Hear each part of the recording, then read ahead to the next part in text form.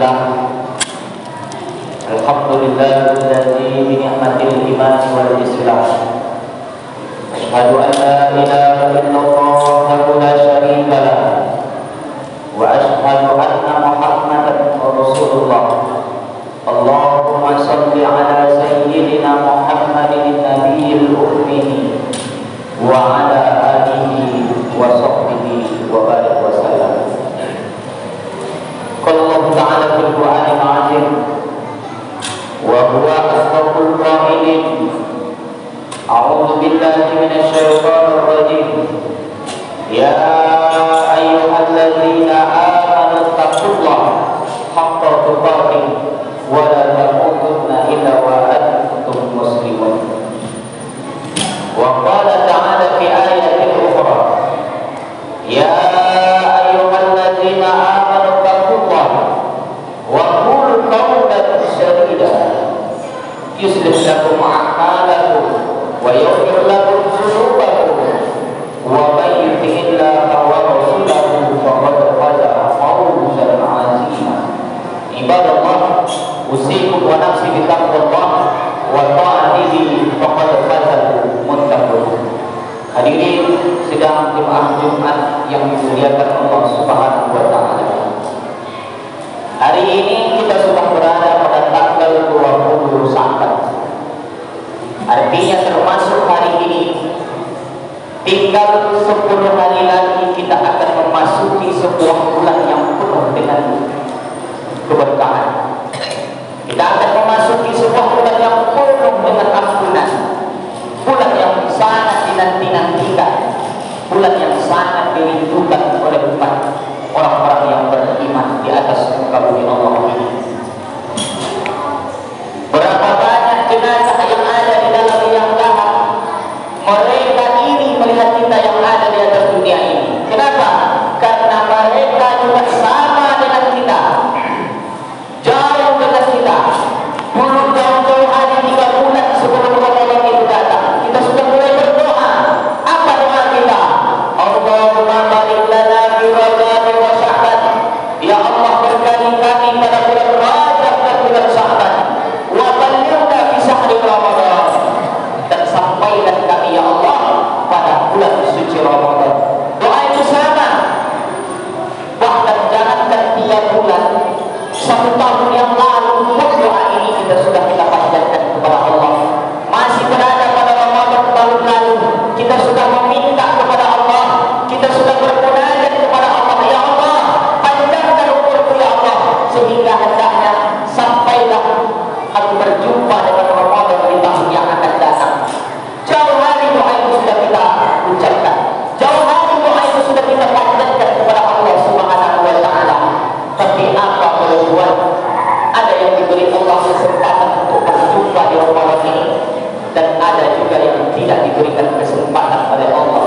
Maka berapa banyak ruh di dalam liang lahat itu berteriak menyesal karena mereka rugi, karena mereka tidak bisa berjumpa dengan Ramadan, bulan yang sangat-sangat mereka rindukan, bulan yang sangat mereka cintai, bulan-bulan mereka itulah yang sangat mereka nanti-nantikan. Maka berapa banyak orang yang diberikan Allah kesempatan hidup tetapi tidak mau menjalankan ibadah dengan sesungguh-sungguhnya pada bulan ini. Seharusnya kita mesti bersyukur. Kenapa? Karena Allah masih beri umur yang panjang, Allah masih beri kesempatan untuk berjumpa di Ramadan tahun ini. Ana urid wa anta turid wallahu a'lam bima yurid. Saya punya kemauan, bapak-bapak punya kemauan, kita semua punya keinginan. Wallahu a'lam bima yurid. Dan tentulah pada akhirnya kemauan Allah lah yang akan menjadi kenyataan. Maka bulan Ramadan ini akan kita masuki, bulan suci Ramadan ini akan kita jalani. Maka jangan sampai Ramadan tahun ini akan berjalan dan berlalu dengan sia-sia begitu saja. Karena dia pasti datang. Di tahun depan mereka akan pasti datang. Yang jadi pertanyaan, tidak ada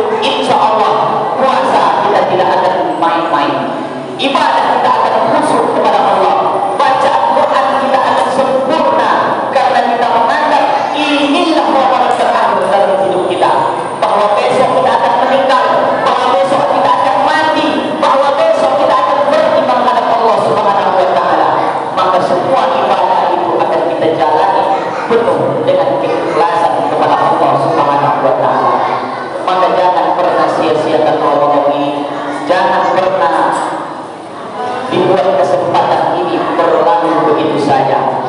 Mumpung hari masih tersisa 9-10 hari lagi, maka persiapkan diri kita untuk menempuh bulan itu. Apa yang mesti kita siapkan? Apa yang mesti kita perlakukan sebelum memasuki bulan Ramadan? Ingat bahwa Ramadan itu adalah bulan yang suci, yang diterima amal ibadahnya adalah orang yang suci, suci jiwanya, suci hatinya, suci terhadap segala perbuatan dendam iri hati kepada semua manusia. Maka persiapan kita dua saja. Yang pertama, perbaiki hubungan kita dengan Allah. Hablum minallah, hubungan dengan Allah mesti kita perbaiki. Yang selama ini jauh dari Allah, maka dekatkan diri kembali kepada Allah Subhanahu wa taala. Ya ayyuhallazina amanu, wahai kalian orang-orang yang beriman, tubu ilallah, taubatlah kalian kepada Allah, taubatan nasuha, dengan taubat yang sebenar-benarnya. Yang selama ini silap salah, yang selama ini tak pernah ke masjid, yang selama ini tak pernah sholat, yang selama ini menyepelekan perintah Allah, maka kembali di jalan yang benar, kembali ke titik temu. Semua kita ini berputar, wahai saudara-saudara. Kita ada di dunia ini hanya berputar, berkeliling, mencari ketenangan, mencari kebahagiaan yang menurut akal pikiran kita semua itu bisa mendatangkan ketenangan. Kita menganggap harta akan mendatangkan ketenangan. Kita menganggap bahwa jabatan yang ada dalam genggaman tangan akan membuat kita bahagia. Tapi ternyata berapa banyak orang yang kaya raya tapi tidak pernah merasakan ketenangan. Berapa banyak orang yang ada punya jabatan yang sungguh luar biasa ada di dalam genggaman tangannya. Lalu kenapa mereka bisa berakhir di dalam penjara gara-gara korupsi dan nepotisme? Kenapa ini bisa terjadi? Tidak lain dan tidak bukan karena ketenangan dan kebahagiaan yang pernah diberikan Allah. Ketenangan yang kita dapat melalui harta, ketenangan yang kita dapat melalui jabatan, ketenangan yang kita dapat melalui keluarga, itu hanyalah ketenangan yang semu, ketenangan yang palsu. Tentulah ketenangan yang hakiki didatangkan oleh Allah Subhanahu wa taala. Wallazi anzala sakinata fi qulubil mu'minin, dia yang menurunkan ketenangan, yang memasukkan ketenangan ke dalam hati orang-orang yang beriman. Maka jaga hubungan kita dengan Allah, jangan sampai hubungan dengan Allah rusak. Yang selama ini silap salah itu biasa, karena kita tempatnya salah. Anak Adam itu tempatnya dosa. Tidak ada kita yang tidak bersalah dan tidak berdosa. Semua kita pernah berdosa, tapi Allah selalu membukakan pintu taubat itu dengan selebar-lebarnya. Tinggal kita mau atau tidak untuk bertaubat kepada Allah Subhanahu wa taala. Setelah hubungan kita dengan Allah baik, setelah hubungan dengan Allah sudah sempurna, setelah hubungan dengan Allah semakin dekat, maka persiapan kita yang kedua adalah wahablum minan nas, perbaiki juga hubungan kita dengan manusia. Bagaimana mungkin nanti di dalam bulan Ramadan sholat tarawih kita full, puasa kita full, tidak ada pernah tinggal, bacaan Quran kita khatam berkali-kali selama bulan Ramadan, sedekah kita luar biasa, iktikaf kita selalu setiap malam, tahajud kita sempurna, tidak pernah tertinggal, ikut pula dengan duha setiap pagi. Mana mungkin semua ibadah itu akan diterima Allah selagi hati kita masih ada secul daripada rasa dendam, iri dan sakit hati kepada manusia. Maka persiapan yang kedua ini sangat penting. Banyak orang yang sanggup untuk bertobat kepada Allah, banyak orang yang sanggup sholat lama di tengah malam, banyak orang yang mau bangun setiap malam untuk mendirikan qiyamul lail, tapi tidak banyak orang yang mampu dan sanggup untuk memaafkan kesalahan orang lain. Ini berat, memang ini berat, karena hadiahnya surga dari Allah Subhanahu wa taala. Maka jangan sampai nanti ibadah kita